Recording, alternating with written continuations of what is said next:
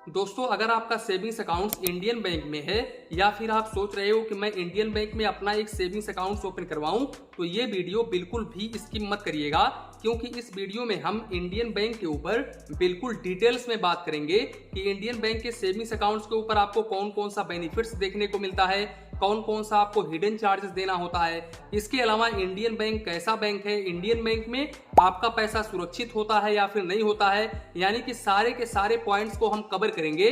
तो video start करते हैं। सबसे पहले मैं आप लोगों को बता दूं कि इंडियन बैंक सभी बैंकों की तरह आपको सारे फैसिलिटीज ऑफर करता है, जैसे कि इंटरनेट बैंकिंग, मोबाइल बैंकिंग, इसके अलावा सेविंग्स अकाउंट्स के ऊपर cheque book, passbook, ATM card. इसके साथ साथ मैं आप लोगों को बता दूं इंडियन बैंक सभी बैंकों की तरह DICGC से ये भी इंश्योर होता है। यहाँ पर आपका 5 लाख रुपए तक का अमाउंट बिल्कुल सिक्योर होता है।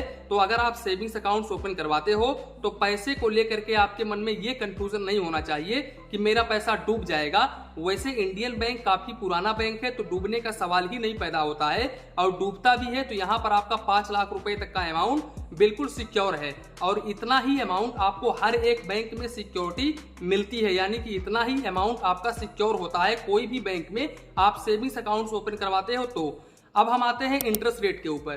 तो देखो, इंडियन बैंक में आप कोई भी सेविंग्स अकाउंट ओपन करवाते हो तो यहाँ पर इंडियन बैंक आपको 2.75% से लेकर के 2.90% पर एनम का रेट ऑफ इंटरेस्ट ऑफर करता है। इसके अलावा अगर हम FD इंटरेस्ट रेट की बात करें तो देखो, यहाँ पर अगर आप अभी अपना एक FD ओपन करवाना चाहते हो तो यहाँ पर मैं आपको कहूंगा कि आप रुक जाओ। यहाँ पर मैं जो आपको FD स्कीम बता रहा हूँ, इस FD स्कीम के तहत अगर अपना FD ओपन करवाते हो तो यहाँ पर आपको इंटरेस्ट रेट ज्यादा देखने को मिलता है। यहाँ पर एक स्कीम्स है इंडियन बैंक में, सुपर FD स्कीम, जहां पर आप 400 दिनों का अपना एक FD ओपन करवाते हो, यानी कि यहाँ पर आपको 400 दिनों का अपना एक FD ओपन करवाना पड़ता है। और यहाँ पर इंडियन बैंक आपको 7.30% पर एनम का रेट ऑफ इंटरेस्ट ऑफर करता है, और सीनियर सिटीजन को 7.80% पर एनम का रेट ऑफ इंटरेस्ट ऑफर करता है। वहीं पर सुपर सीनियर सिटीजन को 8.05% पर एनम का रेट ऑफ इंटरेस्ट ऑफर करता है। और ये FD स्कीम ओनली 31/3/2025 तक वैलिड है। तो अगर आप 31/3/2025 के पहले अपना एक FD ओपन करना चाहते हो तो ये बेस्ट FD स्कीम है इंडियन बैंक की। इसके अलावा आप इंडियन बैंक में अपना एक सेविंग्स अकाउंट ओपन करवाते हो तो यहाँ पर अगर आप चेकबुक लेते हो तो ऐसे कंडीशंस में रूरल और सेमी अर्बन के कस्टमर्स को 1000 रुपीज मिनिमम बैलेंस मेंटेन करना पड़ता है। वहीं पर मेट्रो सिटी और अर्बन के कस्टमर्स को 2500 रुपए मिनिमम बैलेंस मेंटेन करना पड़ता है। और अगर आप ये बैलेंस बिल्कुल भी मेंटेन नहीं करते हो तो ऐसे कंडीशंस में आपको ज्यादा से ज्यादा 100 रुपए प्लस GST पर मंथ के हिसाब से चार्जेस देना पड़ता है। वहीं पर अगर आप चेकबुक नहीं लेते हो तो ऐसे कंडीशंस में रूरल और सेमी अर्बन के कस्टमर्स को 500 रुपए मिनिमम बैलेंस मेंटेन करना पड़ता है, और मेट्रो सिटी और अर्बन के कस्टमर्स को 1000 रुपीज मिनिमम बैलेंस मेंटेन करना पड़ता है। और यहाँ पर भी सेम चार्जेस है, 100 रुपए प्लस GST आपको चार्जेस देना होगा अगर आप मिनिमम बैलेंस नहीं मेंटेन करते हो तो।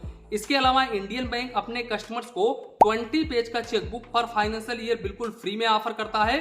और यहाँ पर अगर आप एक्स्ट्रा चेकबुक लेते हो तो ऐसे कंडीशंस में आपको 4 रुपए प्लस GST पर पेज का चार्जेस देना पड़ता है। इसके साथ साथ अगर हम बात करें SMS अलर्ट चार्जेस की तो यहाँ पर आपको मैक्सिमम 15 रुपए प्लस GST पर मंथ के हिसाब से चार्जेस देना पड़ता है। इसके अलावा अगर आप डुप्लीकेट पासबुक लेते हो, यानी कि आपका सेविंग्स अकाउंट ओपन हो जाता है और आपका पासबुक कहीं पर गुम हो जाता है और आप जाते हो ब्रांच में डुप्लीकेट पासबुक लेने के लिए, तो ऐसे कंडीशंस में आपको 100 रुपए प्लस GST डुप्लीकेट पासबुक के ऊपर चार्जेस देना पड़ता है। इसके अलावा अगर हम बात करें कैश हैंडलिंग ट्रांजैक्शंस की तो यहाँ पर आप अपने होम ब्रांच के जरिए अनलिमिटेड पैसे निकाल सकते हैं और पैसे जमा कर सकते हैं। यहाँ पर आपको कोई भी चार्जेस नहीं देना पड़ेगा, बिल्कुल चार्जेस नील है। वहीं पर दूसरे ब्रांच के जरिए अगर आप पैसे निकालते हैं तो ऐसे कंडीशंस में अप टू 50,000 रुपए तक आप फ्री पैसे निकाल सकते हैं। और अगर आप इस लिमिट को क्रॉस करते हैं तो ऐसे कंडीशंस में आपको 2 रुपीज पर 1000 के हिसाब से चार्जेस देना पड़ता है, और मिनिमम 25 रुपए प्लस GST, मैक्सिमम का कोई भी लिमिट नहीं है। वहीं पर दूसरे ब्रांच के जरिए आप पैसे जमा करते हैं तो ऐसे कंडीशंस में भी आप 50,000 रुपए यानी कि अप टू 50,000 रुपए तक कैश डिपॉजिट कर सकते हैं दूसरे ब्रांच के जरिए। और अगर आप यहां पर अपना लिमिट क्रॉस करते हैं तो ऐसे कंडीशंस में आपको 1 रुपीज पर 1000 के हिसाब से चार्जेस देना पड़ता है, और यहाँ पर मिनिमम आपको 25 रुपए प्लस GST चार्जेस देना होता है। अब बात करें अगर हम एटीएम कार्ड की, तो यहाँ पर इंडियन बैंक आप लोगों को क्लासिक वेरिएंट का डेबिट कार्ड ऑफर करता है, जो कि रुपए भी हो सकता है, मास्टर भी हो सकता है, वीजा भी हो सकता है। इस डेबिट कार्ड की इशुएंस फीस बिल्कुल फ्री ऑफ कॉस्ट होती है, लेकिन एनुअल मेंटेनेंस चार्जेस आपको 200 रुपए प्लस जीएसटी देना होता है, जो कि हर साल आपके अकाउंट से काट लिया जाता है। अगर हम इस डेबिट कार्ड के लिमिटेशंस को लेकर के बात करें, तो यहाँ पर आप इस डेबिट कार्ड के जरिए 25,000 रुपए निकाल सकते हैं और 25,000 रुपए ही ऑनलाइन ट्रांजेक्शन कर सकते हैं। बात करें अगर हम काउंट ऑफ ट्रांजेक्शंस की, तो यहाँ पर इंडियन बैंक के ओन बैंक के एटीएम से, यानी कि इंडियन बैंक के एटीएम से मंथली आप 5 फाइनेंशियल और नॉन फाइनेंशियल ट्रांजेक्शंस कर सकते हैं।